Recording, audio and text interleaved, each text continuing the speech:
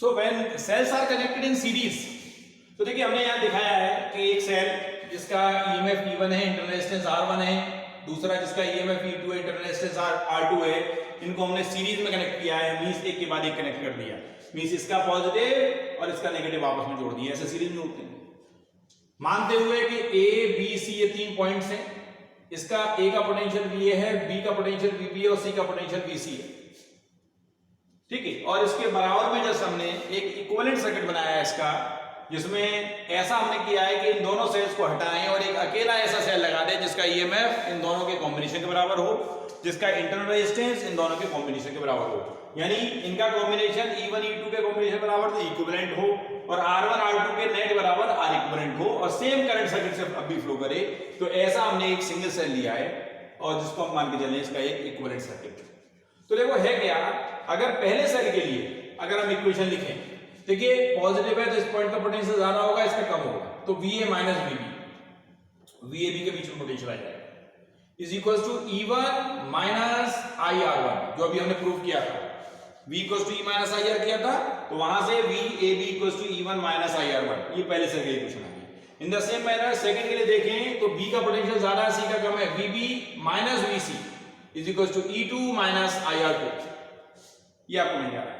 अब अगर हम इन दोनों इक्वेशन को ऐड कर दें तो ऐड करेंगे VB और माइनस VB कट जाएंगे, तो you have VAC which is the terminal potential between A and C, VAC VA minus VB plus VB minus VC equals to, इन दोनों को जोड़ दीजिए E1 minus IR1 plus E2 minus IR2। Further simplify करें VA minus VC, इन दोनों को एक साथ कर दीजिए, माइनस IR1 प्लस R2 आपको मिल जाता है। अब हमने कहा कि अगर इस कॉम्बिनेशन को रिप्लेस कर दें एक सिंगल सेल से जिसका ईएमएफ कितना हो, इक्विवेलेंट हो और इंटरनल रेजिस्टेंस कितना हो, R इक्विवेलेंट हो और सेम करंट अभी भी सर्किट में फ्लो कर रहा हो जितना कि इनके दोनों के कॉम्बिनेशन की वजह से फ्लो कर रहा था, तो उस सिचुएशन में अगर हम इनके बीच में पोटेंशियल डिफरेंस देखें तो VAC कितना होना चाहिए, VA minus VC equals to E equivalent minus I into R equivalent, ये आपको मिलना चाहिए। तो ये दो इक्वेशन हमारे पास है, फर्स्ट और सेकंड, दोनों की लेफ्ट साइड सेम है, राइट साइड्स को कंपेयर किया जा सकता है। तो इनको अगर हम कंपेयर करेंगे तो इक्विवेलेंट की जगह क्या लिखा हुआ है, E1 प्लस E2 और R इक्विवेलेंट की जगह क्या लिखा हुआ है, R1 प्लस R2। तो ये रिजल्ट्स हमें मिलते हैं when the cells are in series. एक बात ध्यान रखिए कि अगर चार्ज किया जाता है बैटरी को या किसी सेल को, उस समय उसका ईएमएफ टर्मिनल पोटेंशियल कम हो जाता है, याद रखिए। देखिए ईएमएफ तो हमेशा ज्यादा रहता है, वैसे तो जनरली हम बात करते हैं EMF is always greater than the terminal potential, but when the cell is charged or a battery is charged during the charging, क्योंकि बैटरी के पोटेंशियल कम हो चुका होता है और जब हम चार्ज करते हैं तो धीरे धीरे उसका पोटेंशियल बढ़ता है, तो उस सिचुएशन में जो रिलेशन है हमारा V equals to E plus IR हो जाता है, ये याद रखिएगा। This is only when the cell is charged. In the same manner we can have the relation for the parallel combination.